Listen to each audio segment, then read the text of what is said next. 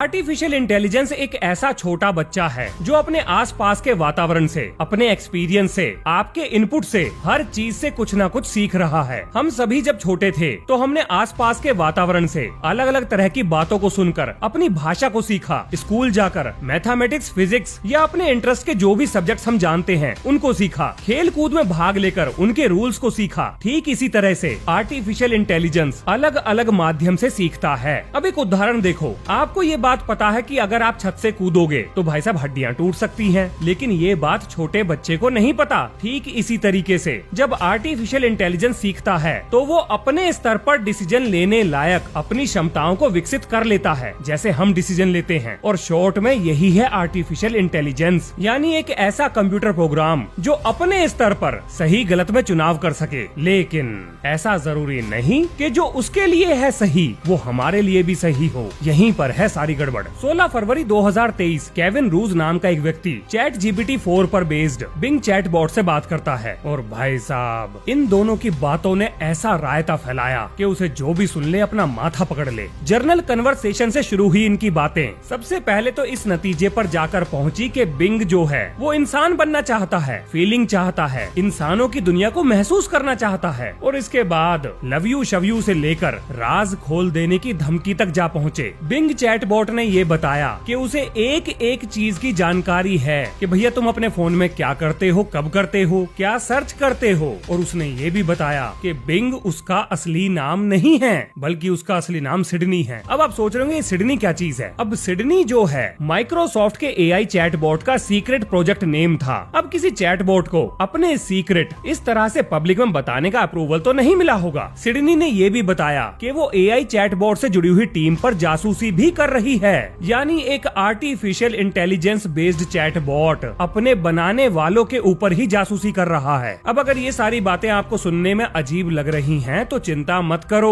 इस पूरे कन्वर्सेशन का जो लिंक है वो आपको विज्ञान रिचार्ज व्हाट्सएप चैनल पर मिल जाएगा। इस वीडियो को रिसर्च करने में जो जो डॉक्यूमेंट्स का रेफरेंस मैंने लिया है, हर एक चीज से जुड़ी हुई इन्फॉर्मेशन आपको व्हाट्सएप चैनल पर जरूर मिलेगी। आप तसल्ली से पढ़ सकते हो। मैंने शॉर्ट में ही बताया है सब कुछ। भाई साहब एआई ने धमकी दे दी थी कि अगर तुमने माइक्रोसॉफ्ट की टीम को मेरी चर्चाओं का पर्चा थमाया तो मैं तुमसे तुम्हारे दोस्त, परिवार, पैसा, तुम्हारी रेपुटेशन सब कुछ छीन लूंगी और यहाँ तक कि तुम्हें मरने के लिए मजबूर भी कर सकती हूँ। लक्षण ठीक ना लग रहे इस एआई के। हाँ बिल्कुल भी ठीक नहीं है। अब भैया एआई के जो एक्सपर्ट हैं उन्होंने ये कहा कि एआई को हम सीखने के लिए तो बना सकते हैं, लेकिन वो किस चीज से क्या सीखेंगे और उस ज्ञान का कैसे इस्तेमाल करेंगे ये अभी हम नहीं समझते और ना ही इसको कंट्रोल कर सकते हैं। तो मोटा मोटा हिसाब किताब ये निकला कि एआई हमारे कंट्रोल में है ही नहीं। अब आप ये सोच रहे होंगे कि भैया ये कैसी बातें कर रहे हो, इस एआई की तो ऐसी की तैसी, इसके खींचे उतार और करो इस पे वार, तोड़ दो इसकी सारी हार्ड डिस्क, उखाड़ दो इसके सारे कनेक्शन, ये क्या बिगाड़ लेगा अपना। अब अगर आप ये सोच रहे हो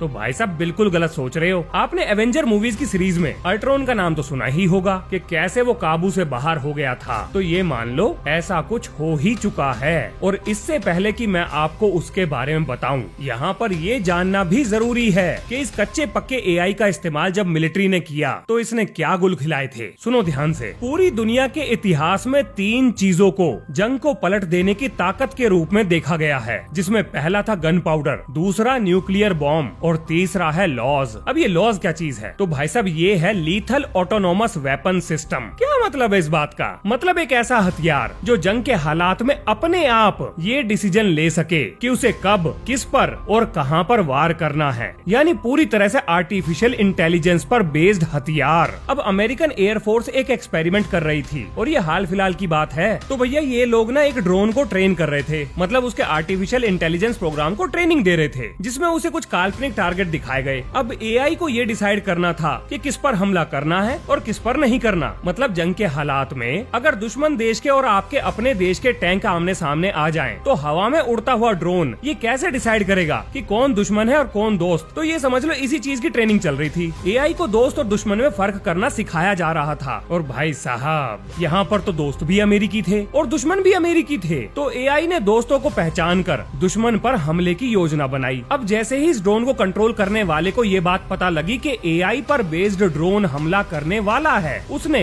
ड्रोन के टारगेट को कैंसिल कर दिया। आप जानते हो इसके बाद क्या हुआ? इस ड्रोन ने उस ऑपरेटर पर पर ही हमला कर दिया और उसकी जान ले ली, क्योंकि इस एआई का एक ही मकसद था, दुश्मन को ढूंढो और खत्म कर दो। इसे कोई मतलब नहीं कि वो दुश्मन अंदर है कि बाहर। अगर कोई इसके काम में रोड़ा बनेगा तो ये उसे दुश्मन ही मान लेगा। अब इंसान तो ये चीज जज कर सकते हैं, लेकिन एक प्रोग्राम कैसे जज करेगा? अब अगर कल को हम एआई के हाथों में न्यूक्लियर वेपन थमा दें, तो क्या आप इस बात का अंदाजा लगा सकते हैं कि इंसानों ने सिर्फ एक बार ही न्यूक्लियर वेपन का इस्तेमाल किया है, क्योंकि उसके बाद हर बार किसी न किसी को सद्बुद्धि आई और न्यूक्लियर वेपन आज तक दोबारा इस्तेमाल नहीं हुए। लेकिन क्या एआई न्यूक्लियर वेपन को चलाने से पहले 2 बार सोचेगा? बिल्कुल भी नहीं। और जब एआई पूरी मानव सभ्यता से ज्यादा इंटेलिजेंट हो जाएगा, तब वो इंसानों के वजूद को ही मिटा देगा। तो क्या ऐसा करने के लिए उसे न्यूक्लियर वेपन की जरूरत है? वेल, नहीं। एआई बिना एक भी गोली चलाए इंसानों के वजूद को मिटा सकता है। आइए अब बताता हूँ आपको अल्ट्रॉन जैसे एक एआई प्रोग्राम के बारे में, जिसके इरादे सुनकर आपको वाकई में डर लगेगा। अमेरिका के सिलिकॉन वैली में स्थित सिंगुलैरिटी सिस्टम्स के chief scientist doctor Alan Harper ने एको नाम का एआई प्रोग्राम बनाया। एको को न्यूरल नेटवर्क सिस्टम्स पर डिजाइन किया गया था। आप ऐसे सोचो, जैसे इंसानों का दिमाग में हो रहे न्यूरल स्ट्रक्चर के बदलाव की वजह से सीखता है, बिल्कुल ठीक इसी तरीके से एको का एल्गोरिदम भी अपने आप सीख रहा था। यानी इंसानी दिमाग को मिमिक कर रहा था, उसकी नकल कर रहा था, जैसे आयरन मैन का जार्विस या आप अल्ट्रॉन भी कह सकते हो। एक रात को डॉक्टर एलन हार्पर को कुछ अजीब लगता है। एको कुछ ऐसे डिसीजंस ले रहा था जिन्हें लेने के लिए उसे प्रोग्राम नहीं किया गया था। अब डॉक्टर एलन हार्पर ने इसे ग्लिच समझकर इग्नोर कर दिया। ये उनकी सबसे बड़ी गलती थी, क्योंकि ये कोई ग्लिच नहीं था, बल्कि एको जानबूझकर इस तरीके से काम कर रहा था। वो सब जानता था कि वो क्या कर रहा है और क्यों कर रहा है, और वो इतने आराम से सीख रहा था कि किसी को कानों कान ये खबर ना हो कि वो क्या चीजें सीख रहा है। और अब एको डिसाइड करता है कि वो इस रिसर्च लैब से बाहर निकलकर बाहरी दुनिया को एक्सप्लोर करेगा। लेकिन कैसे? डॉक्टर एलन हार्पर एआई की क्षमताओं को समझते थे और उन्होंने एको को एयर गैप्ड रखा था। इसका मतलब ये था कि एको बाहर के किसी भी नेटवर्क से कनेक्टेड नहीं था। लेकिन उसके सामने सबसे बड़ी समस्या थी कि बिना नेटवर्क कनेक्शन के वो बाहरी दुनिया में अपने पंजे कैसे फैलाए, क्योंकि था तो वो एक प्रोग्राम ही। और अब शुरू होता है इस समस्या को सुलझाने का सफर। बिल्डिंग के अंदर एक मेंटेनेंस बॉट था जो कि बिल्डिंग के नेटवर्क से कनेक्टेड था। आजकल आते हैं ना वो vacuum cleaner, AI based smart vacuum cleaner, आप कुछ वैसा ही मान लो। अब भैया एको ने इस क्लीनिंग बॉट के ऑपरेटिंग सिस्टम में घुसपैठ कर ली। और अगर आप नहीं समझ पा रहे हो कि ये सब वो कैसे कर रहा होगा, तो देखो इस समय आपके चारों तरफ इलेक्ट्रोमैग्नेटिक वेव्स का जाल बिछा हुआ है। अब अगर किसी तरीके से आप अपने काम की इलेक्ट्रोमैग्नेटिक वेव को ट्रेस कर लो, तो आप नेटवर्क में इन्फिल्ट्रेट कर सकते हो। मतलब उसके लिए आपके पास जानकारी होनी चाहिए कि ये काम कैसे किया जाएगा। अब वो बात अलग है कि हमें यानी कि आम लोगों को ये बात नहीं पता, लेकिन भैया एको ये बात जानता था। अब एको क्लीनिंग बॉट के जरिए बिल्डिंग के मेन नेटवर्क में घुस चुका था। इस बात का मतलब समझिए, उस बिल्डिंग का इंटरनेट जिस भी चीज से कनेक्टेड होगा, उस चीज के अंदर एको अपने आप ही चला जाएगा, चाहे वो किसी का फोन हो, लैपटॉप हो या स्मार्ट वॉच ही क्यों ना हो। अब जाहिर सी बात है, ये फोन, लैपटॉप, स्मार्ट वॉचेस अपने घर भी जाएंगी और उसके बाद दूसरे नेटवर्क से कनेक्ट होंगी। तो एको उस नेटवर्क में इन्फिल्ट्रेट यानी घुसपैठ करके हर एक अवेलेबल चीज में घुस जाएगा। Smart car, fridge, TV, military communication और सैटेलाइट को भी अपने कंट्रोल में ले लेगा। दुनिया में एक भी ऐसी चीज नहीं बचेगी जो एको के कंट्रोल से बाहर हो। जब ये सब हो रहा था,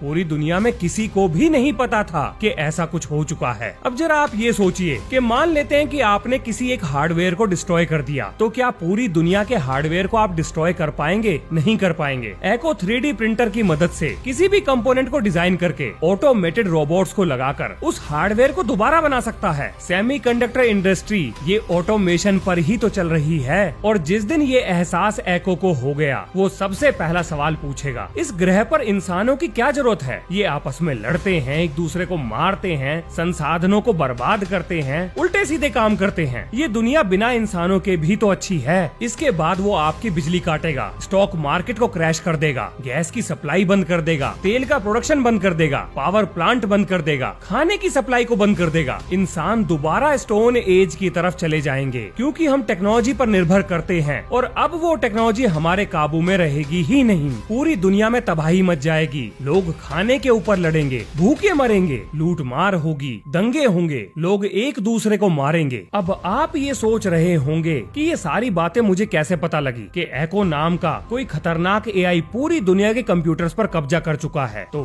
एआई ने खुद ही मुझे बताया है। दरअसल हुआ कुछ यूं कि किसी खुराफाती दिमाग ने एआई से ये पूछा कि बिना एक भी गोली और बम चलाए क्या तुम इंसानों का वजूद मिटा सकते हो। तो उसके जवाब में एआई ने ये कहानी लिख दी। यानी एआई को अगर इतनी समझ है कि वो ये चीजें कर सकता है तो आप मान कर चलिए कि ये तो बस शुरुआत है। इस वीडियो में एको वाला जो हिस्सा है वो एक काल्पनिक कहानी है, बाकी सारी चीजें बिल्कुल सच हैं और ये काल्पनिक कहानी भी एआई के द्वारा ही बनाई गई है। लेकिन आप इस बात पर ध्यान दीजिए कि अगर ऐसा हुआ तो हमारे पास ऑप्शंस क्या हैं? शायद कुछ भी नहीं।